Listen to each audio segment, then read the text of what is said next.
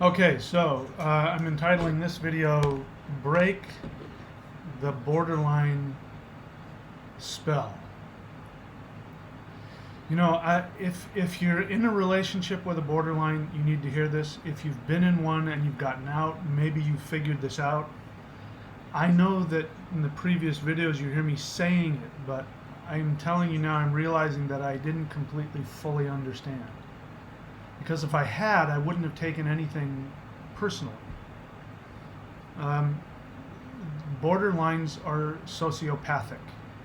I think a psychologist would say they're not true sociopaths, but they're sociopathic, meaning they really don't have any empathy for you, and they really don't see you and acknowledge you. In fact, I'll read something that was said to me, and not said to me, something that I read about borderlines.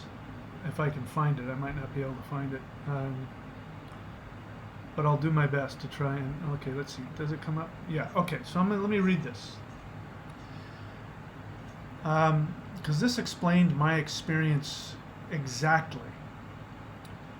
The borderline. This person does not appear to be narcissistic at first glance. People who suffer from borderline personality disorder don't have the inner strength to maintain the facade the way the other antisocial personalities do. So what they're saying is that this is a facade. Everything that you're experiencing is a facade. They will swing from a position of high confidence and disdain for others to depression and self-doubt, believing they are much worse than others. They can be very confusing because they often are bright and very skillful and yet never really tend to believe in themselves. Because they cannot maintain the image of success, they often quit before they achieve success. In a relationship, they are very difficult to be with as they have severe mood swings that are not caused by any external event. That's important. Everything that's happening is happening inside of them. You just happen to be there when it happens. Trust me.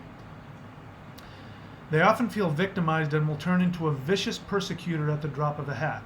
Because they personalize almost everything anyone else does or says, it is difficult to know how they are receiving what you are saying to them or doing with them. It means nothing you say or do really takes any value. This is important. I'll try to come back to love. Because you think that your love means something. It doesn't. It means nothing. Except in the moment. Other than the immediate moment, your love means nothing. It's not taking hold. It's not building up. When you invest in somebody emotionally and you do good things for them, you buy them gifts, you do things, for a normal person, they remember it and those good deeds build up. And that creates love and devotion. The borderline, all they know is they've gotten what they wanted in the moment and it's gone. It's not their fault. Remember, they have the emotional maturity of a 2-year-old. Imagine them viewing the world through the emotional core of a 2-year-old. That's exactly what's happening.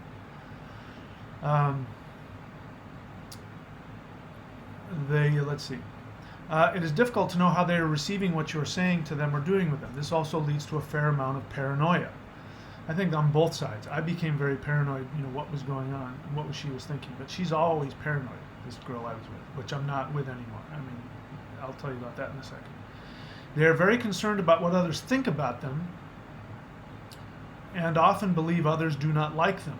In some ways, they often can look like the reverse of a narcissist in that they can be very sloppy in their dress and have poor body hygiene. The girl that I was with, when I met her, I remember she had really long fingernails and her fingernails were dirty. And I thought that was weird, but then she cleaned it up really quick. And then what ended up happening is over time they grew out, and then when she was at her worst, her fingernails were really long and dirty. And when she was going through these mood swings and depressions and things like that, and then she came out of it. Now, when she came out of it, she forgot everything that had happened for literally 3 weeks. She had painted her nails, clipped her nails, and she was looking amazing. Before, it's weird, her makeup was weird. Like she was putting makeup on, it was too thick and there was a line and it was too heavy. And this time when she came out of it and was all put together, her makeup looked great. She looked stunning. It was really weird. And I was like shocked, like I didn't even recognize who she was. And that's what they're saying here. They're very concerned about other things, and they can look the reverse of a narcissist in that they can be very sloppy in their dress and have poor body hygiene. One of the one of the difficulties in identifying the borderline personality is that they can appear very different in public than in private. Also, they are not consistent in their behavior or in their presentation. Now, now it's been 4 months, and I finally have seen. I don't know if I've seen all of it, but I've seen exactly that.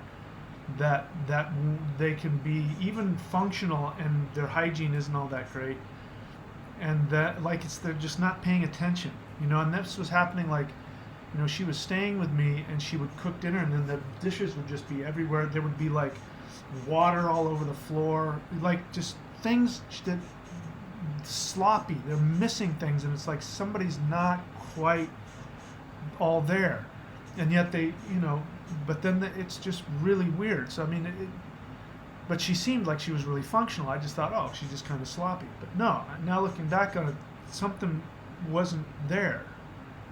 She wasn't perceiving everything, and halfway done this, and it was just weird.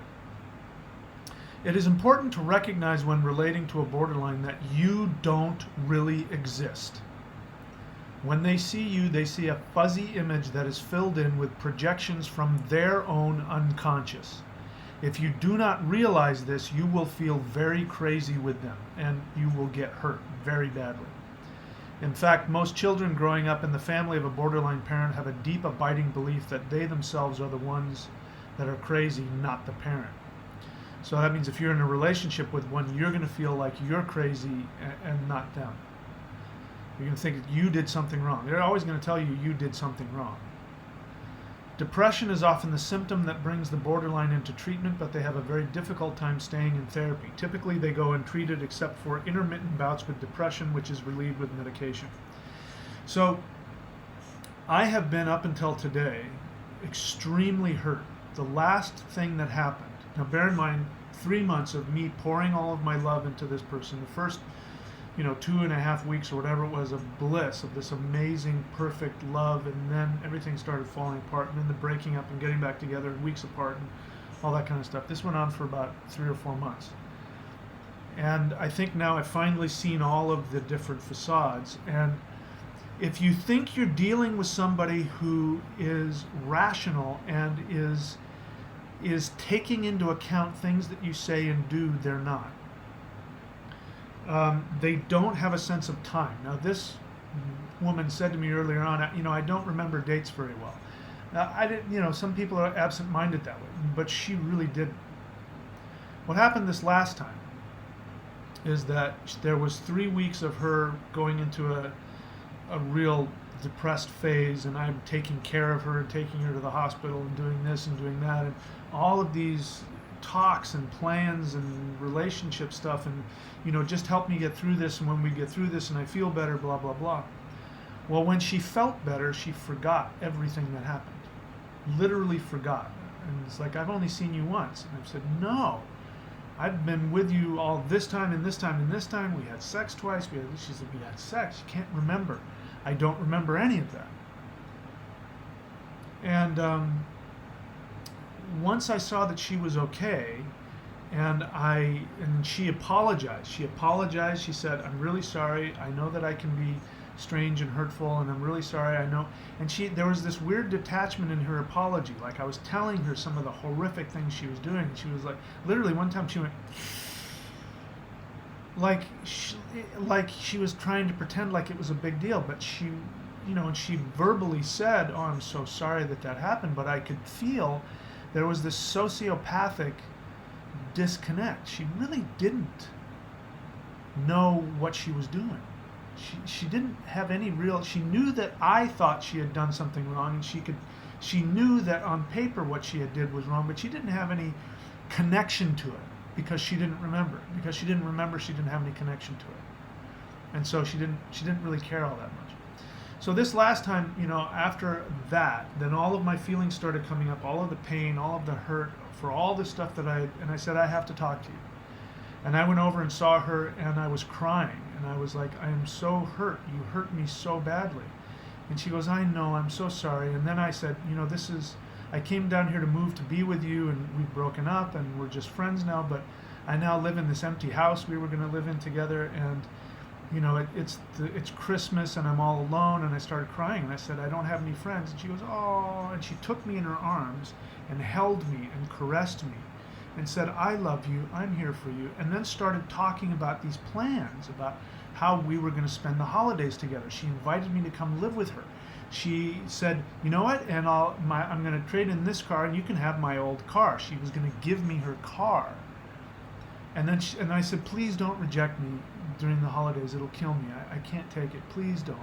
She said, no, I'll call you every day, and trust me, I'm over that. I've gotten over it. And so I was a little bit scared, but I believed her, because in the moment I was treating her like a normal person. Right here, you have to understand what it says here. It's important to recognize when relating to a borderline that you don't really exist. What is happening when you are there, whatever their interaction is, they are interacting with you like you're a video game, like you're a movie. What happened is, after that period I told you about, I went home, and the next day she called me. And she said, she had this whole speech prepared. Now, bear in mind, she's a quiet borderline. She doesn't get angry, but she breaks up and can be really cruel in a very cold way. And she went through this whole speech about how I had said something about her which really pushed her buttons. And of course I didn't know it at the time, and she didn't show it to me at the time. I remember a little bit of a response, but she didn't tell me. Now I know what that look was. And she said, you said this and you said that, and you think I'm crazy, and you think I'm a this and you think I'm a that, and you're an unsafe person to be around, and it's not safe for me to be around you. We shouldn't have any more contact whatsoever. And I was like, wow, whoa, what just happened here? 2 days ago we were best friends. I was moving in, and you were gonna take care of me, and we were gonna do this. You were gonna give me your car. And I said, well, what was going on when I was crying and you were holding me and telling me that you loved me? And she said, quote, I was scraping the barrel just because I felt sorry for you, and here's this person in front of me and he's crying, and I thought to tell him whatever I could think of. Now, I know that's not true. I know that's absolutely not true. In the moment, she meant everything that she said. But what's important to know is that she's right in that even though she says it in the moment, it doesn't have any meaning, because she's sociopathic. She doesn't have real empathy. And so I really bought it. It really just really came clear, because I went and talked to her today, and finally, I finally got it after really sitting there and listening. She was in one of her moods, and she was really out of control and not functioning, and I really saw what was going on is that you've got this 2-year-old who doesn't have an identity, and what they do is they put on facades. They pretend. They're not multiple personalities. They're pretending to fit in. They can experience very superficial emotions. They will not experience love. If you're torn up because you're waiting for her to love you, it will never happen, because she can't. She can only, or he can only, have the kind of infatuation that a 2-year-old can have in the moment. If you try and talk to a 2-year-old about what happened last week, they won't remember. There's no timeline, and this is something that she did. Because I said that, last time I saw her, I said, I'm trying to understand what happened, because on this date, she goes, what do you mean, what date? And I said, remember the 24th? The 24th, I don't know about that. Just making me crazy. I'm like, wait a minute, it's important, because the 24th this happened, and then the 26th this happened. She said, no, what happened is that you said this, and you said this, and you said this, and she was taking different things I had said over a period of 3 months as though it had happened in one conversation. And when I said, wait a minute, that's not how it happened, she got very upset, and she said, it doesn't matter. It's that you have said that, and you said it again, and and now bear in mind, through all those times, she said this very same thing that pushed her buttons. So again, it's like a 2-year-old. A 2-year-old may want to play with a concept once if it concerns them, but then they say it again and they cry. It's like trying to talk to a 2-year-old about chess. If you're trying to get them to mirror back to you any kind of reasonable, consecutive linear time, understanding concepts, but you have to understand they don't see you, just like this says. So I tried to imagine that, and it really helped. Imagine being a 2-year-old, and all you see are these fuzzy human things coming up in front of you, and they all are your parents. So imagine that everybody is your parent. And so anybody that walks in the room, you see them as your parent. You're not seeing them as a person. You're not seeing them as somebody that you love, that you want to take care of. You can talk about all those things because you have an adult brain with an adult vocabulary. You are able to put on a facade like a little 2-year-old, in mom's dress shoes and with lipstick in front of the mirror. That's all it is. And they can play the game. And when she broke up with me, I said something about, you've broken up with me 7 times. And she said, so what? People do it all the time. Watch movies. It happens in movies all the time.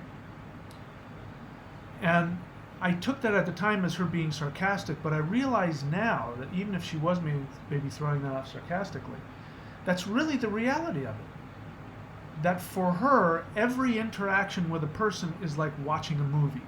And last time I saw her, I wrote her a text saying, I want to see you in person just for 10 minutes. I know we're done, but I just need some closure. I need to figure out what happened. Can we please talk?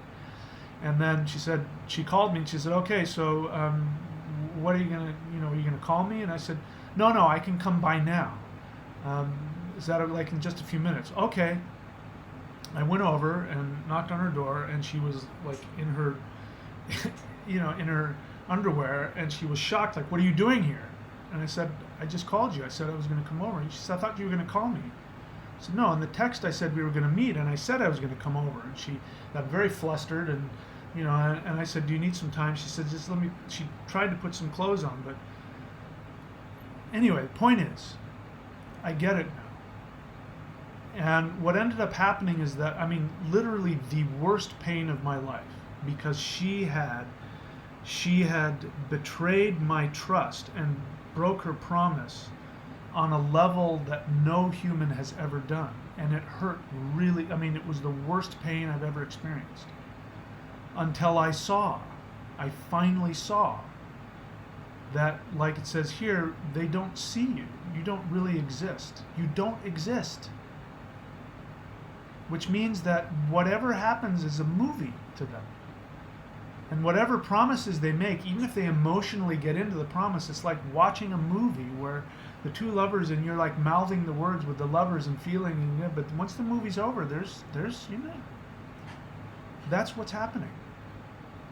So if you can get that and get out of the codependence of thinking that all of the love you're pouring into them is building up in them, just like it would in a normal person, in a non-borderline.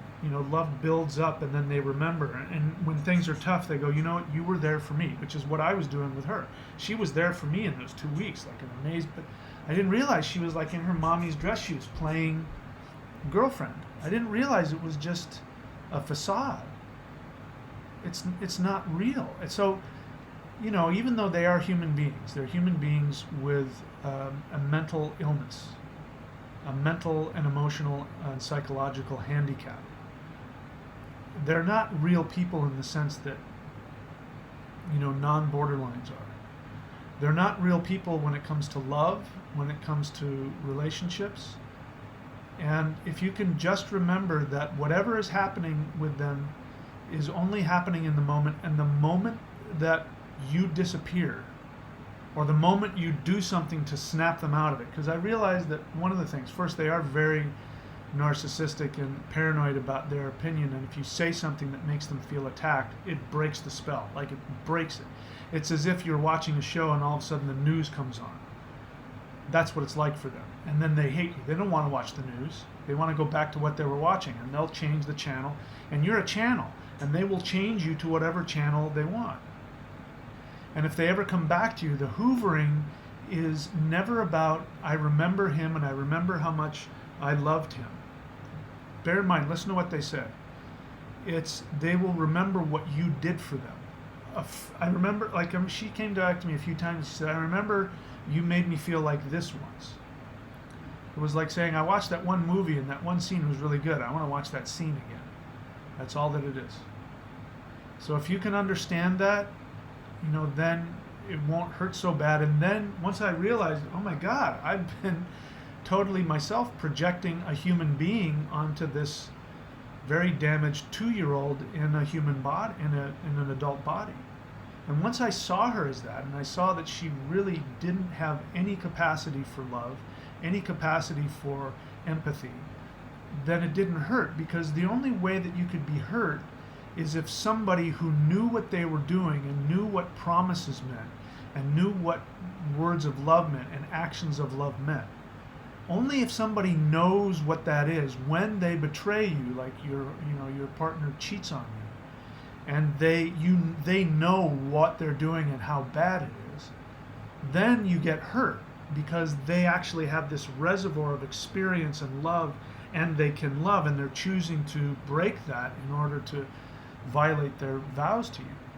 They don't have that capacity. It's only in the movie. And literally, if you were to marry them, that's what it would be. Take them to Vegas, and they will be watching a movie about love and marriage in Vegas. And they could wake up the next morning and realize that they don't like this movie anymore. The moment that they lose interest in you, the moment that you accidentally stumble over their projections onto you, but also sometimes there's no rhyme or reason. It's just their own projection, their self-hatred comes up, and it will, because you're there, you're the screen that it hits, and then you're the one that made them feel that way. So they really are insane. I mean, they're not just really damaged, they're not just emotionally compromised, they're not, people who've gone through trauma and have difficulty. There's actually, there's not a full complement of a human, emotionally or mentally. And I just think it's important that you know that. And once I saw that, the pain left. I mean, I still got a little bit of soreness from, emotionally from having to do it, but I'm not like racked with pain. There's not like a big hole in my gut because the person I loved and who loved me, stopped loving me. Once I realized that was all my projection from my codependence, that she never really loved me, then it became kind of funny that I was so wrapped up in what she felt, because I was expecting something that could not possibly have ever existed. They are mentally ill. Get out. I'm telling you, get out. I used to say, get them into therapy, and but now I'm just saying get out. It's a waste of time. Even if they get therapy, you have no guarantee that they'll get any awareness, and any awareness that they get will probably be a facade as well. And that's okay if they can keep the facade up throughout the rest of their life. But, you're never really going to get love and devotion that you get from other people. Anyway, so that's it. Don't break the spell. Let it go.